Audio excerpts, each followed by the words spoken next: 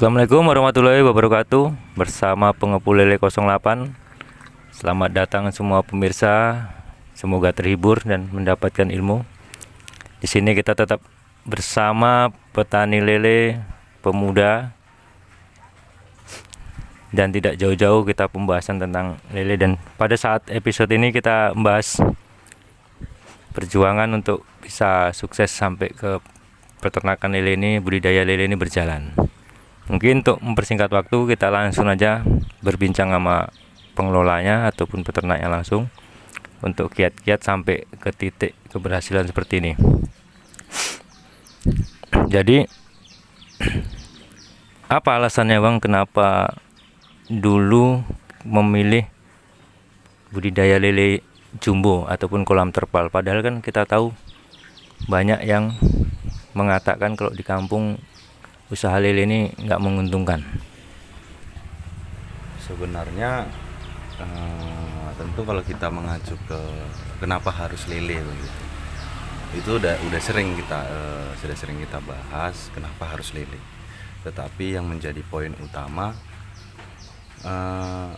jika kita mau berbisnis di dalam satu ruang lingkup, contohnya dalam pedesaan, dalam satu wilayah, maka kita lihat dari beberapa kebutuhan yang ada di wilayah tersebut gitu kan. Salah satunya yaitu tadi dia menjadi lele itu lele itu targetnya itu bukan hanya kaum menengah ke atas, kaum menengah ke bawah, semua bisa menikmatin karena ikan lele itu mengandung protein yang tinggi. Nah, itu alasannya ya kan ya kita tahu lah banyak yang pro kontra dan lebih banyak kontranya kan gitu kan di kalangan masyarakat. Kok harus ke lele kan gitu kan, sementara kayak abang jelaskan udah ada risetnya di masyarakat membutuhkan, dan sampai sekarang nyatanya kan terbukti dan udah abang buktikan. Lumayan berat ini perjuangannya untuk sampai ke titik ini, dan sesuai dengan riset udah dibuktikan dengan abang kita. Jadi untuk sampai saat ini bagaimana dengan tanggapan ataupun kontra masyarakat tadi, sesuai nggak, atau bisa abang buktikan atau belum sampai pembuktian?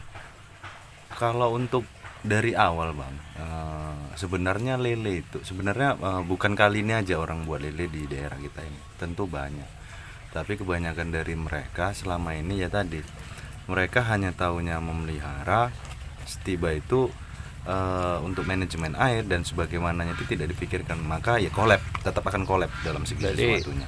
Misalnya selama ini kalau dari pandangan kita, ternyata orang mengatakan itu ya hanya ternak lele budidaya gitu aja tanpa harus dipelajari ilmunya ya. Iya, kebanyakan orang seperti itu. Karena dari kebanyakan orang itu hanya mengambil dari satu sesi aja, bahwasanya lele itu mudah dibudidaya, tapi tentu ada beberapa manajemen yang harus dilakukan sebelum itu gitu. Jadi selama ini itulah kenapa banyak nggak berhasil ya kan, ternyata ya karena dianggap mudah, terus orang semena-mena atau suka-sukanya kan gitu kan. Jadi untuk sampai saat ini kan kita lihat kolam udah kosong, titik keberhasilannya berapa persen? Kalau ini kolam kosong, jadi ketika kita memang udah habis bongkar, saya itu nggak langsung memberikan bibit lagi. Kita harus treatment apa dulu, prepare kolam dulu lah. Setelah kita prepare kolam, baru kita lakukan treatment air dan sebagaimana. Panjang sih, setelah ini prosesnya itu masih lumayan panjang. Maka mungkin di beberapa step ini dari teman-teman itu yang belum melakukan itu gitu. Makanya ketika bibit datang kolaps gitu banyaknya dan sebagainya. Banyak yang kolab. Jadi selama ini anggapan itu udah terbantahkan ya. Alhamdulillah udah, ibaratnya untuk sekarang ini ternyata di tempat kita ini untuk pasar lele itu memang sangat bagus. Dan katanya kalau lele sulit jual, sulit apa, enggak. Kita saja yang memang kurang mendalami itu. Maka aku gini Bang, aku simpel aja. Aku berani berspekulasi sebelum ketika aku membuat lele itu, aku berani berspekulasi bahwasanya memang lele itu satu kebutuhan, laku tidak laku mau akan tetap kita jalani gitu. Dan alhamdulillah itu ternyata ketika memang orang sudah tahu ada lele di tempat kita, ya alhamdulillah ya kekurangan barang ini Mas ya. Berarti sebenarnya kalau untuk pangsa pasar sangat besar ya. sangat sangat sangat besar. Kalau untuk saya sendiri gini aja dengan menggunakan 12 kolam dan ada penambahan beberapa kolam seperti di tempat teman-teman itu pun itu kurang sampai saat ini. Ini bisa dikatakan untuk stok di puasa nanti kita udah kebingungan nih. Untuk puasa udah kosong ya kan. Berarti ya selama ini yang beredar di masyarakat kontranya terlalu banyak, udah terbukti dan kita jalani sendiri. Ternyata setelah berhasil dan kita bisa tarik benang merah, berarti dari cara pembudidayaannya ya. Budayaannya saja. Karena menganggap mungkin lele ini gampang ya, kasih makan apa aja bisa, terus sistem air lupa, apa lupa ya. Itu dia, terkadang kan lele itu tadi dia di 0% kan pun dia kan tetap hidup, tetapi kan dengan standar besar yang kita sendiri nggak tahu kan begitu kan, maksudnya collab lah. Tetapi ada juga beberapa orang yang memberikan makanan alternatif, padahal itu bisa menimbulkan contohnya seperti jamur dan sebagaimana yang bisa berdampak di ikan itu. Maka sekarang gini, sebenarnya kalau untuk kita mau bukan berarti makan alternatif tidak kita lakukan, tentu harus kita lakukan juga. Tapi kita harus tahu standar dari makan alternatifnya itu apa, mengganggu di lelenya enggak. Karena bukan hanya kenyang yang kita cari gitu, tentu pembesarannya dengan merata. Dan alhamdulillah loh, ya ibarat lele ini putarannya cepat, kan begitu kan. Beda dengan ikan-ikan yang lain, lebih mudah pastinya gitu. Berarti ini untuk putaran selanjutnya ini kan, ini sekarang kita lihat pengosongan dan mau masuk bibit selanjutnya. Ini sekarang berarti udah mulai untuk treatment air. Enggak, ini kita prepare kolam terlebih dahulu, prepare pembersihan dan sebagaimana dulu. Setelah itu baru kita masukkan air, treatment air, baru masuk bibit. Bibit ya. Berarti yang kalau dari FCR dapat nggak dari pakan selama ini? Alhamdulillah dapat, dengan harga pakan yang katanya tinggi gini pun ya dapat. Ya kalau kita memang mau menggunakan pakan yang memang proteinnya lebih dari 30, kita di harga kan begitu harga pakannya. Tapi kan kita stabil dengan berapa kita taruh pakan, di situ dia pembesarannya kan. Contoh 1 kilo banding 1 kilo contohnya begitu. Ya tentu itu kita dapatkan. Ya buktinya aja alhamdulillah lah dapat gitu. Makanya saya sering nyarankan gini, ketika kita memang mau mengacunya, contoh nih, terkadang ada dari peternak ini yang keliru bang. Bukan keliru itu bukan berarti mereka tidak bisa ataupun salah, itu tidak, tapi sedikit kekeliruannya begini. Ketika banyaknya lumut di dalam kolam itu, dimasukkan air dan sebagaimana, itu dianggap lumut itu bisa dikonsumsi sama lele. Enggak, itu malah jadi penyakit sebenarnya. Malah jadi penyakit ya? Makanya kayak gini nih orang bingung, kenapa kolam kita kosong. Karena memang satu sisi kita memang harus prepare terlebih dahulu, kita bersihkan total. Iya, dari lumut-lumut, dari ya kotor-kotoran yang ada gitu. Mereka hidup contohnya kita menggunakan media terpal yang sekarang ini. Jadi media terpal itu sangat sensitif bang.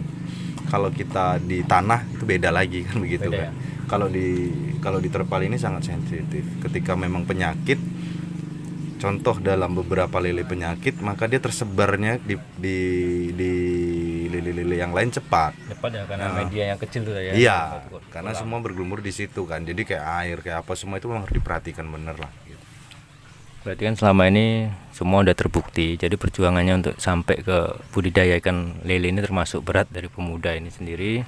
Ternyata udah dibuktikan, ternyata paradigma masyarakat tuh setelah kita jalani dan setelah orang itu datang sharing kesalahannya dalam pemeliharaannya, belum memahami ilmunya gitu ya. Jadi untuk inilah bolak-balik kan orang menanyakan, untuk kolam diameter 3 itu standarnya masuk bibit berapa untuk kolam sini? Kembali bang, itu sering juga tak katakan begini, itu tergantung kitanya. Bahwasanya begini, kalau aku menyarankan sampai saat ini nih, karena memang proses masih baru belajar dan sebagaimana, kita ndak usah angangah untuk apa ya, kalau angangah itu ndak usah berlebihan lah untuk berpadat dan sebagaimana, ndak usah. Mungkin bisa kita taruh di angka 1.500 sampai di 1.000 sampai 1.500 terlebih dahulu gitu kan. Ya untuk tapi ketika memang itu bukan 1.000 sampai 1.500 itu kita katakan itu bukan standar dari kolam, itu tidak. Itu bisa dikatakan kalau misalkan mau kita banyakkan seperti 2.500 standarnya ya, 2.000 sampai 2.500 itu sangat memungkinkan gitu.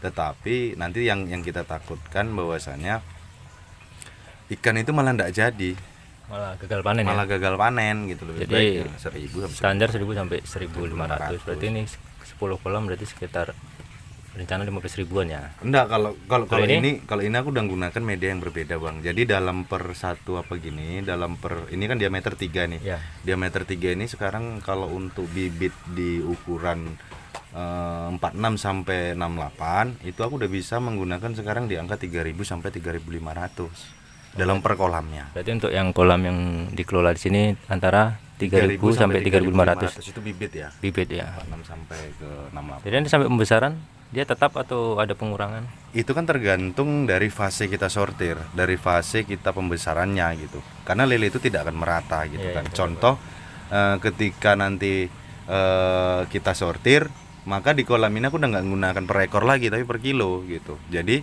contohnya begini, kita sortir step pertama itu di satu kolam ini bisa kita taruhkan 150 sampai 200 kilo terlebih dahulu gitu. Nah itu masih step pertama ya. Nanti kalau dia udah besar itu bisa kita taruh 200 sampai 300 kilo. Udah menggunakan ekor lagi lah. Jadi untuk kolam yang sini karena udah dari pengalaman berani terpapar lah bahasanya seperti itu. Jadi untuk pakan ini kan full pellet ya hitungannya. Kalau untuk sekarang ini full pellet.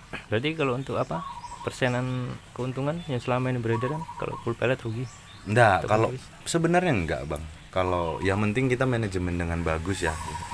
Kalau dari harga pakan yang memang contohnya kita ngambil di protein yang 30 ke atas gitu kan protein. Itu standar kok sebenarnya. Dengan harga bibit segini kita standar kok, kita tetap dapat.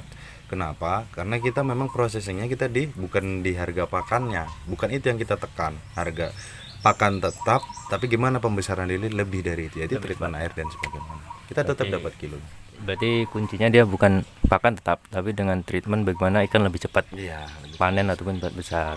Jadi kalau untuk di sini berapa persen atau berapa bulan untuk sampai ke titik panen yang dipercepat tadi untuk dengan pengolahan sistem yang maksimal? Kalau dengan sistem yang maksimal itu 2 bulan setengah. 2 bulan setengah itu sudah panen separuh itu seharusnya. Udah separuh dari penebaran bibit di kolam itu ya gitu. Udah 3 bulan itu kita udah, tapi dia tergantung permintaan ya Bang ya. Di daerah-daerah itu memang berbeda-beda. Kayak tempat kita ini, di tempat saya ini memang dari segi ukuran itu memang lebih besar daripada yang lain gitu. Kalau kita ini untuk sekilo 10 itu belum dilirik orang gitu. Maka kalau untuk 2 bulan setengah itu 2 bulan sampai 2 bulan setengah itu tuh perkembangan untuk sekilo 10. Jangan salah loh, nanti orang anggapnya ketika kita tebar bibit udah 2 bulan setengah kok masih segini ya. Kalau sekilo 10 itu udah abnormal. Udah. Cuma di sini permintaan pasar tuh malah sekilo 7 ya. Sekilo 7, sekilo 6, maupun sekilo 5. Sekilo 5 saja masih laku. Di tiap wilayah berbeda. Jadi kan dikatakan udah sampai, jadi untuk tingkat keberhasilan berapa persen dari analisa? Untuk tingkat apa? Keberhasilannya berapa persen dari analisa yang berjalan? Kalau untuk keberhasilannya untuk sekarang ini udah 80% ya.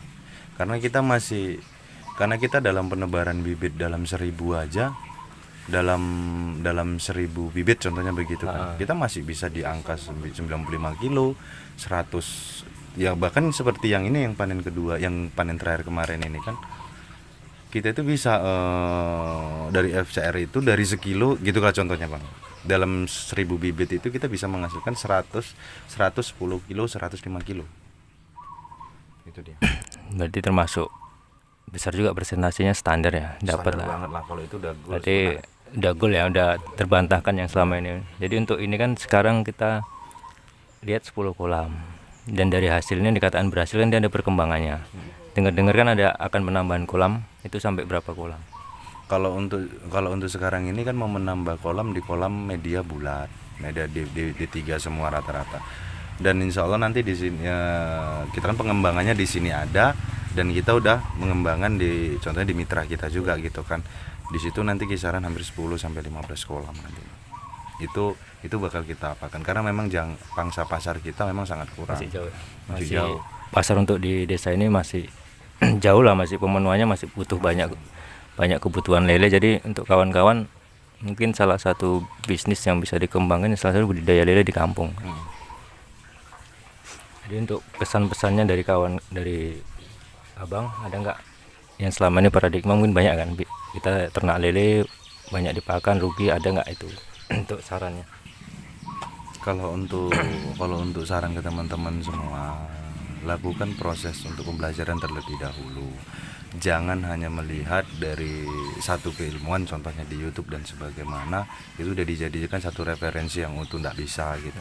Pelajari terlebih dahulu, nggak usah takut dengan gambaran ke depannya. Kalau kita memang mau belajar, potensialnya sangat besar, apalagi lele di tempat kita potensialnya sangat besar. Itu termasuk salah satu bisnis menjanjikan ya. Dan dari perjuangan selama ini alhamdulillah udah berhasil, bisa dibuktikan dan bisa berkembang.